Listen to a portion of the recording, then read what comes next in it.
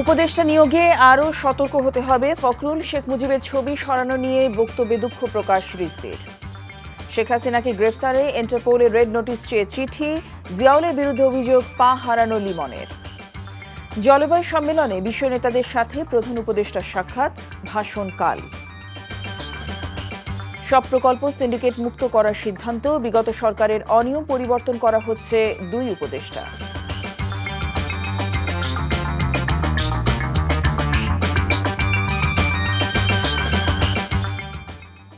আসসালামু আলাইকুম, জসিন্তা জিনিয়া স্বাগত জানাচ্ছি এনটিভির রাতের খবরে। ক্রাউন সিমেন্ট শিরোনাম দেখছিলেন, এবার পুরো খবর। যাতে নতুন বিতর্ক সৃষ্টি না হয় সেজন্য বিতর্কিত কোনো ব্যক্তিকে সরকারের নেয়ার বিষয়ে সতর্ক হবার আহ্বান জানিয়েছেন বিএনপি মহাসচিব মির্জা ফখরুল ইসলাম আলমগীর। তবে এ নিয়ে রাজপথে না নেমে আলোচনায় সমাধান খোঁজার তাগিদ তার। এদিকে বঙ্গভবন থেকে শেখ মুজিবুর রহমানের ছবি সরানো উচিত হয়নি বক্তব্য দেওয়ার পর বিবৃতি দিয়ে সেজন্য দুঃখ প্রকাশ করেছেন রিজভী আহমেদ।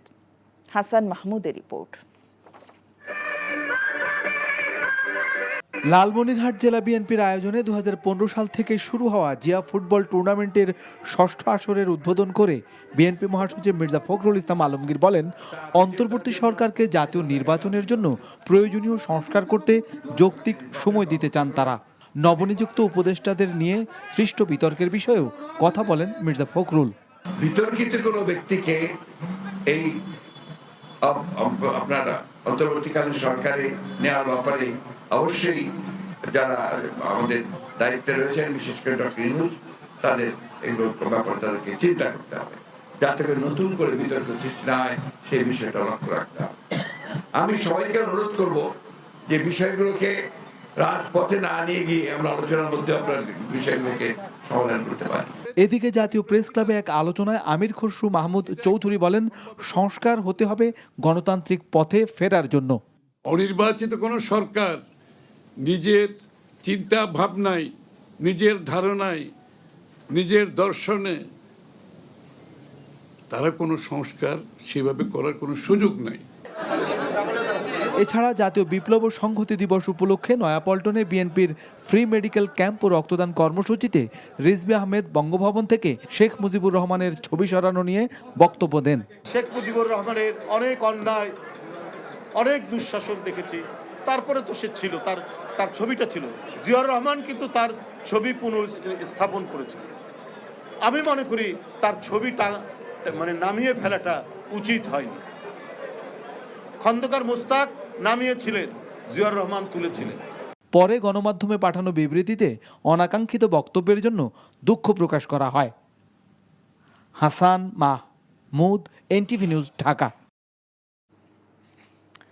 জুলাই আগস্ট গণহত্যায় সাবেক সেনা কর্মকর্তা জিয়াউল আহসানের সম্পৃক্ততার প্রাথমিক প্রমাণ মিলেছে বলে জানিয়েছেন আন্তর্জাতিক অপরাধ ট্রাইব্যুনালের chief prosecutor Tajul Islam.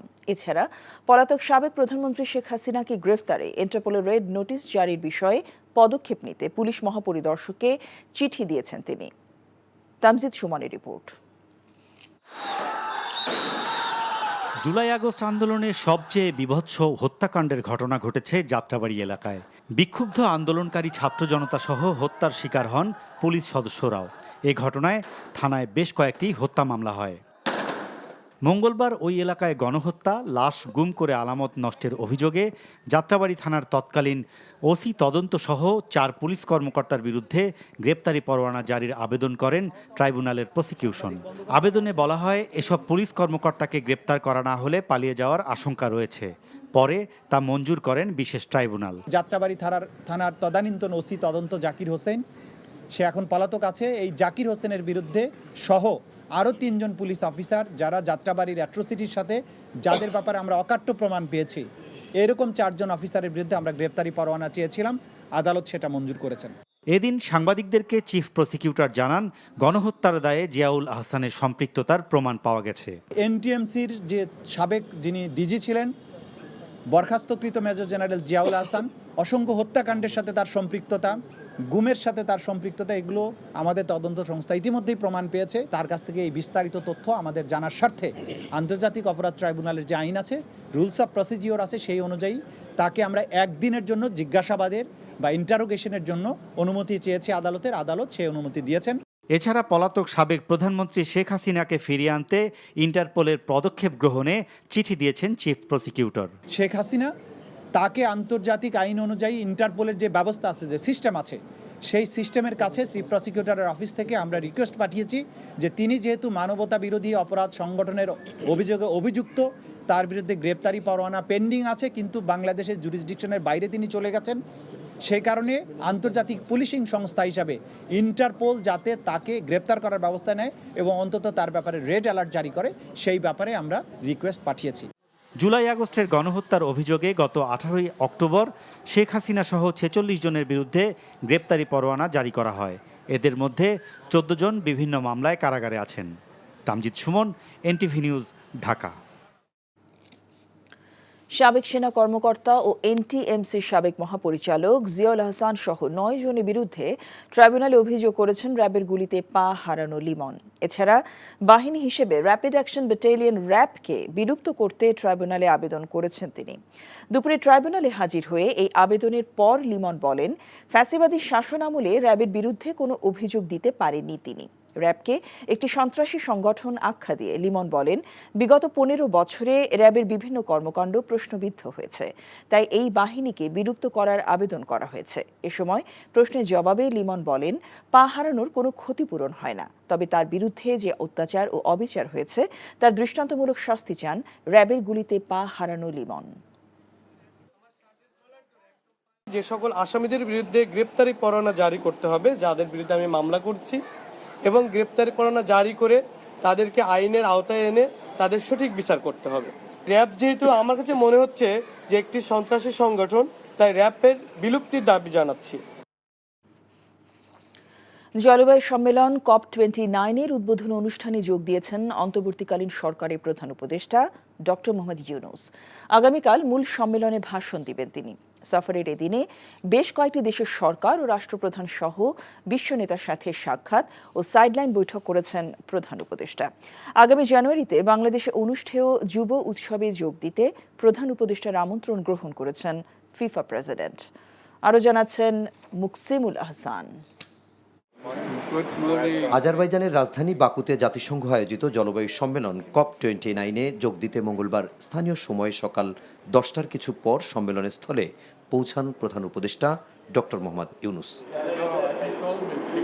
আজারবাইজানের president এবং জাতিসংঘের মহাসচিব এ সময় তাকে স্বাগত জানান।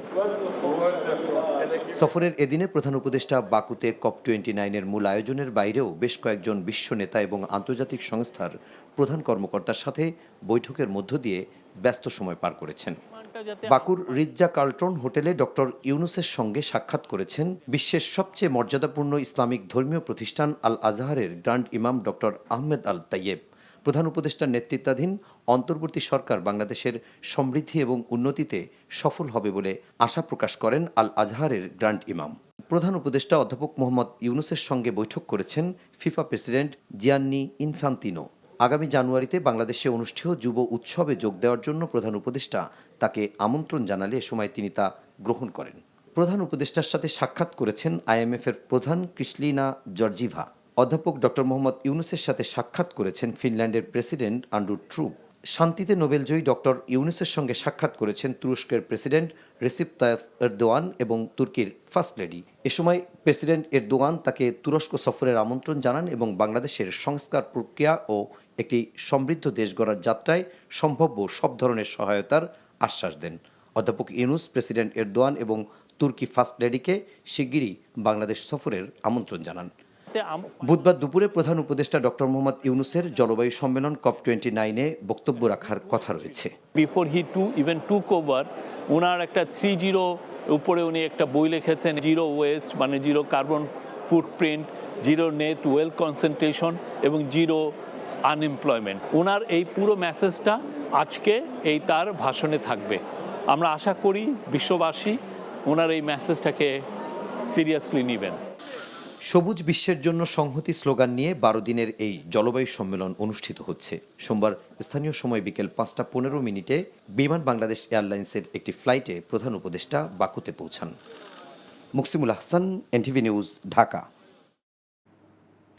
অন্তর্বর্তী সরকার সব ধরনের প্রকল্পকে সিন্ডিকেট মুক্ত করার সিদ্ধান্ত নিয়েছে বলে জানিয়েছেন পরিকল্পনা উপদেষ্টা ওয়াহিদুদ্দিন মাহমুদ। আর বিগত সরকারের আমলে যেসব নীতির কারণে অনিয়ম হয়েছে তা পরিবর্তন করা হচ্ছে বলে জানিয়েছেন পরিবেশ বিষয়ক উপদেষ্টা সৈয়দ রিজওয়ানা হাসান। সচিবালয় সরকারি ক্রয় সংক্রান্ত বিধিমালার বৈঠক শেষে এসব বলেন তারা। রিপোর্ট করছেন রকুনউদ্দিন। সম্প্রতি প্রকাশিত আন্তর্জাতিক সংস্থা টিআই এর বাংলাদেশ চ্যাপ্টার শীর্ষক এক প্রতিবেদন অনুযায়ী গেল 14 বছরে শুধু সড়ক ও জনপথ অধিদপ্তরের উন্নয়ন প্রকল্পে 30 থেকে 50 হাজার কোটি টাকার দুর্নীতি হয়েছে। তাদের হিসেবে উন্নয়ন প্রকল্পের নির্মাণ কাজে সার্বিক দুর্নীতির হার 23 থেকে 40%। মঙ্গলবার সচিবালয়ে বড় প্রকল্প বাস্তবায়ন নিয়ে 5 উপদেষ্টার বৈঠকে উঠে আসে এসব বিষয়। যে সমস্যাগুলোর কারণে এই কাজগুলোকে দলীয় প্রভাবমুক্ত, স্থানীয় প্রভাবমুক্ত করা যাচ্ছে না। তো আমরা আজকে বসেছিলাম এই পাবলিক প্রকিউরমেন্ট রুলের যে সমস্ত মন্ত্রণালয়গুলোর বেশি কাজ থাকে, তারা বসেছিলাম যেখানে কোথায় কোথায় সংশোধন আনলে আমরা এই বিষয়টাকে অ্যাড্রেস করতে পারবো। সময় বাড়লে ব্যয় বাড়বে, এটা খুব স্বাভাবিক। সরকার প্রকল্প অনুমোদন দেয়, কিন্তু সেই সময় টাকাটা দেয় না, টাকাটা গিয়ে অনেক পরে দেয়, ততক্ষণে আবার সবকিছুর দাম বেড়ে যায়। এটা একটা যৌক্তিক কারণ আছে। আরেকটা কারণ হচ্ছে যে টাকা বাড়লে তো সুবিধাও আছে অনেকের, সেটাও হয়, সেগুলা ভাঙবার জন্যই আজকে কাজটা করা। ঠিকাদার নিয়োগ সহ বিভিন্ন প্রকল্পে দুর্নীতি বন্ধে ব্যবস্থা নেওয়া হচ্ছে বলে জানান পরিকল্পনা উপদেষ্টা। পরিকল্পনার সময় যাতে এই দুর্নীতির সুযোগ কম থাকে সেটা একটা বিষয়। আরেকটা বিষয় হলো যাদেরকে দিয়ে বাস্তবায়ন করা হবে টেন্ডারিং প্রসেসটা এবং ঠিকাদার নিয়োগ, এবং সেটা বিদেশি এবং বিদেশিদের সাথে সহযোগী দেশীয় প্রতিষ্ঠান, এগুলো যোগসাজশ কী করে কমানো যায়। সোজা কথা হলো প্রজেক্ট যাতে একটু দুর্নীতিমুক্ত করা যায়, শুধু এই আমলে না, ভবিষ্যতেও। প্রকল্পের স্বচ্ছতা নিশ্চিত করতে এখন থেকে স্থানীয় প্রশাসন ও জনগণকে সম্পৃক্ত করা হবে বলেও সিদ্ধান্ত নেওয়া হয় উপদেষ্টাদের বৈঠকে। রকুনউদ্দিন, এনটিভি নিউজ, ঢাকা। বিচার বিভাগ সংস্কার কমিশনের কাজে সন্তোষজনক অগ্রগতি হয়েছে বলে জানিয়েছেন আইন উপদেষ্টা ডক্টর আসিফ নজরুল। বিকেলে রাজধানী বিচার প্রশাসন প্রশিক্ষণ ইনস্টিটিউটে বিচার বিভাগ সংস্কার কমিশনের সঙ্গে বৈঠক শেষে এ কথা বলেন তিনি। বলেন, উচ্চ আদালতে বিচারক নিয়োগে যুগোপযোগী আইন করা হবে। উপদেষ্টা বলেন, সংস্কার কমিশন যেভাবে সংস্কার উদ্যোগ নিচ্ছে তাতে জনগণের বিচার পেতে আর কোনো সমস্যা থাকবে না। এছাড়াও রাজনৈতিক কারণে ঢালাওভাবে গায়েবী মামলা নিয়ে সরকার বিব্রতকর পরিস্থিতিতে রয়েছে উল্লেখ করে আইন উপদেষ্টা বলেন, গায়েবী মামলা মোকাবেলায় পরামর্শ চাওয়া হয়েছে সংস্কার কমিশনের কাছে। নেক্সট যে উচ্চ আদালতে বিচারক নিয়োগ হবে সেটা আমরা একটা আইনের মাধ্যমে করতে চাচ্ছি। বিগত ফ্যাসিস্ট সরকারের আমলে গায়েবী মামলা হতো, সরকারের পক্ষ থেকে গায়েবী মামলা দিত, আর এখন আমরা সরকারের পক্ষ থেকে কোনো মামলাটা আমরা দিচ্ছি না। সাধারণ লোকজন, ভুক্তভোগী লোকজন, রাজনৈতিক প্রতিপক্ষ, তারা অন্যদের ব্যাপারে ঢালাও মামলা দিচ্ছে। আমরা অনেক ধরনের আইনি সংস্কারের কথা ভাবছি, সাপোর্টের প্রবলেম আছে এবং এগুলি সত্ত্বেও ওনারা এত কষ্ট করে কাজ করছেন, এই জন্য কৃতজ্ঞতা জানিয়েছি। বিগত ফ্যাসিস্ট সরকারের সময় নিয়ন্ত্রিত গণমাধ্যম ছিল, ভবিষ্যতে তা যেন না হয় সেজন্য সংস্কার কমিশন কাজ করবে বলে জানিয়েছেন তথ্য ও সম্প্রচার উপদেষ্টা নাহিদ ইসলাম। সচিবালয়ে ইলেকট্রনিক মিডিয়ার চেয়ারম্যান, ব্যবস্থাপনা পরিচালক সহ ঊর্ধ্বতন কর্মকর্তাদের সাথে বৈঠক শেষে কথা বলেন তিনি।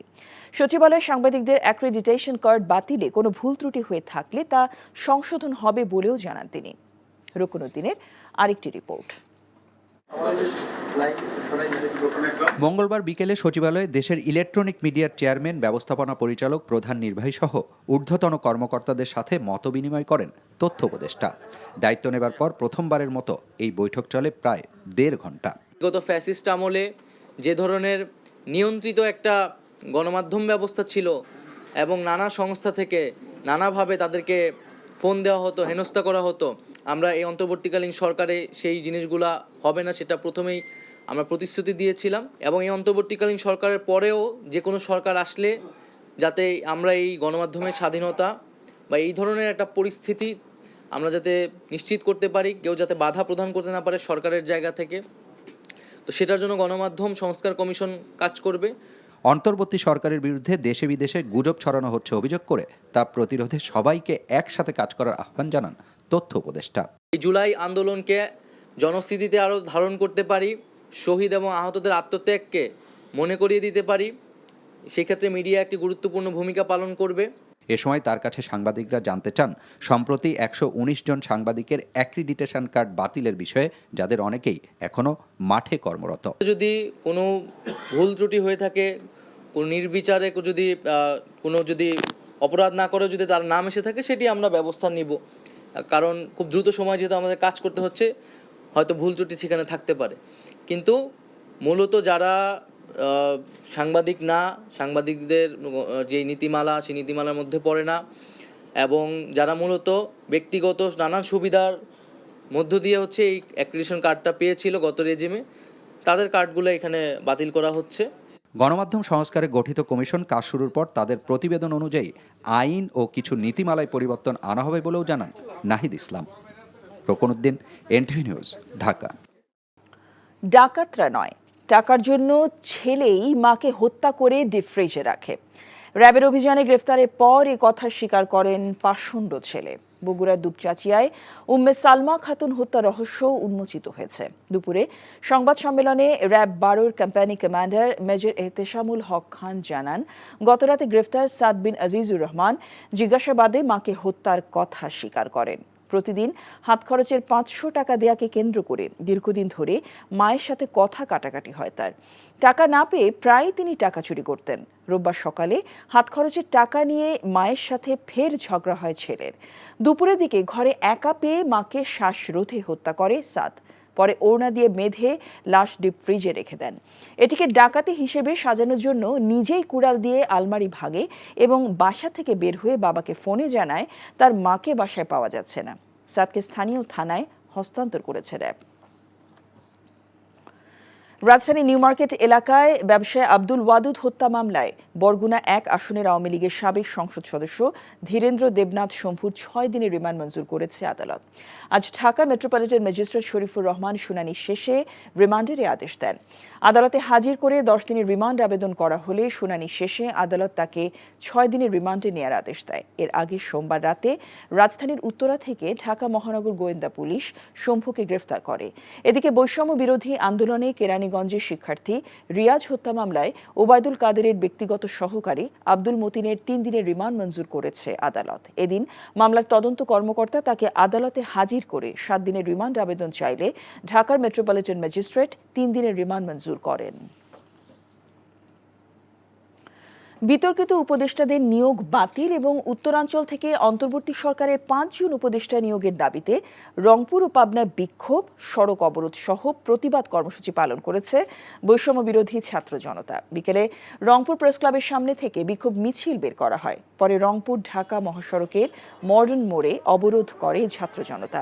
এ সময় ব্যাপক যানজটের সৃষ্টি হয়। ব্লকেট কর্মসূচিতে বক্তারা অভিযোগ করেন, বৈষম্য বিরোধী আন্দোলনে প্রাণ দিয়েছেন আবু সাইদ সহ অনেকে, কিন্তু উত্তরাঞ্চল এখনো বৈষম্যের শিকার। অবিলম্বে উত্তরাঞ্চল থেকে উপদেষ্টা নিয়োগ দেয়া না হলে কঠোর কর্মসূচির হুঁশিয়ারি দেন ছাত্র জনতা। অন্যদিকে বিতর্কিত উপদেষ্টাদের নিয়োগ বাতিলের দাবিতে পাবনা প্রেস ক্লাবের সামনে মানববন্ধন কর্মসূচি পালন করে বৈষম্য বিরোধী ছাত্র আন্দোলন। তাদের আন্দোলনের বিপক্ষে থাকা এবং মামলার 1 আসামিকে উপদেষ্টা নিয়োগ দেয়া শহীদদের রক্তের সাথে বেইমানি বলে মন্তব্য করেন ক্ষুব্ধ শিক্ষার্থীরা। জাতীয় সংসদ নির্বাচনের ডেডলাইন দিতে দ্বিধা সংকোচে অন্তর্বর্তী সরকার। তাদের সমালোচনা করে নোয়াখালীতে বিএনপি নেতারা আরও বলেন, 5ই আগস্টের চেতনাকে ধারণ করতে পারছে না এই সরকার। বিকেলে নোয়াখালী চৌমুহনী রেলওয়ে ময়দানে ঐতিহাসিক বিপ্লব ও সংহতি দিবস উপলক্ষে সমাবেশে তারা এই কথা বলেন। এতে প্রধান অতিথি ছিলেন বিএনপি সিনিয়র যুগ্ম মহাসচিব রুহুল কবির রিজভী। সমাবেশে BNP vice chairman Barkatullah Bulu সহ অন্যরা উপস্থিত ছিলেন। অন্তর্বর্তী সরকারকে ব্যর্থ করতে প্রশাসনে বিভিন্ন স্তরে এখনও স্বৈরাচারের দোষরা রয়েছে বলে অভিযোগ করেন বিএনপি নেতারা।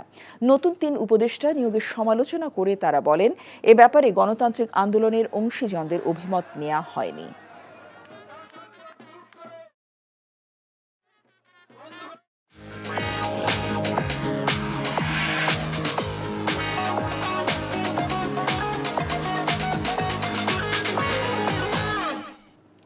নগদ নিবেদিত অর্থনীতির খবর। সপ্তাহের তৃতীয় কার্যদিবসে উত্থানের মধ্য দিয়ে শুরু হলেও দেশের প্রধান শেয়ার বাজার ঢাকা স্টক এক্সচেঞ্জ ডিএসই এর সব ধরনের সূচক পতনের মধ্য দিয়ে শেষ হয় লেনদেন। তবে আগের কর্মদিবসের তুলনায় বেড়েছে মূলধন। একদিনের ব্যবধানে আজ ডিএসই এর প্রধান সূচক কমেছে ৩৫ পয়েন্ট। আলোচিত এদিন লেনদেনে অংশ নেয়া বেশিরভাগ কোম্পানির শেয়ারের দর পতন হয়েছে, তবে লেনদেন বেড়ে ৫৭৭ কোটি টাকার ঘরে অবস্থান করেছে। অন্যদিকে চট্টগ্রাম স্টক এক্সচেঞ্জের সার্বিক সূচক কমেছে ৩৩.৮৭ পয়েন্ট। এ সময় দর হারিয়েছে ৫৪ ভাগ কোম্পানির শেয়ার। এছাড়া ডিএসইএস সূচক ১২.২৯ পয়েন্ট কমে দাঁড়িয়েছে ১,১৮৩ পয়েন্টে। একই দিনে লেনদেন হওয়া ৪০০টি প্রতিষ্ঠানের শেয়ার ও ইউনিটের মধ্যে দর বেড়েছে ১৩৬টির এবং কমেছে ২১৬টির। শেয়ার দর পরিবর্তন হয়নি ৪৮টির। ওয়ালটন রেফ্রিজারেটর কিনে ২০ লাখ টাকা পেলেন মেহেরপুরের কলেজ শিক্ষার্থী Mohammad Rashed Ali. Global electronics brand ওয়ালটনের ডিজিটাল ক্যাম্পেইন সিজন 21 এর আওতায় ডাবল মিলিয়ন অফারে এই অর্থ পেলেন তিনি। মেহেরপুরে গাংনী বাজারে রাশেদ আলী এবং তার পরিবারের সদস্যদের হাতে ২০ লাখ টাকার চেক তুলে দেন ওয়ালটনের সিনিয়র এক্সিকিউটিভ ডিরেক্টর চিত্রনায়ক আমিন খান। উপস্থিত ছিলেন ওয়ালটনের senior executive director Feroz Alam, chief marketing officer Galib bin Mohammad, deputy CMO Zoheb Ahmed সহ অন্যরা। ওয়ালটন ডিজিটাল ক্যাম্পেইন সিজন 21-এ Walton fridge, TV, washing machine ও বিএলডিসি সিলিং ফ্যান কিনে গ্রাহকরা পেতে পারেন ২০ লাখ টাকা। এছাড়া রয়েছে কোটি কোটি টাকার পুরস্কার। আগামী ৩১ ডিসেম্বর পর্যন্ত এই সুযোগ পাবেন ক্রেতারা। উপদেষ্টা নিয়োগে আরও সতর্ক হতে হবে। ফখরুল, শেখ মুজিবের ছবি সরানো নিয়ে বক্তব্যে দুঃখ প্রকাশ রিজভীর। শেখ হাসিনাকে গ্রেফতারে ইন্টারপোলের রেড নোটিশ চেয়ে চিঠি, জিয়াউলের বিরুদ্ধে অভিযোগ পা হারানো লিমনের। জলবায়ু সম্মেলনে বিশ্ব নেতাদের সাথে প্রধান উপদেষ্টার সাক্ষাৎ, ভাষণ কাল। সব প্রকল্প সিন্ডিকেট মুক্ত করার সিদ্ধান্ত, বিগত সরকারের অনিয়ম পরিবর্তন করা হচ্ছে ২ উপদেষ্টা। এই ছিল রাতের খবরে। এই খবরের ভিডিও সহ আপডেট জানতে ভিজিট করুন এনটিভি অনলাইন www.ntvbd.com। এছাড়াও এনটিভি জনপ্রিয় সব অনুষ্ঠান ও খবরের আপডেট জানতে ভিজিট করুন আমাদের ইউটিউব ভেরিফাইড ফেসবুক পেজ। রাত ১টায় মধ্যরাতের খবর দেখার আমন্ত্রণ রইল। সবাইকে ধন্যবাদ। শুভরাত্রি।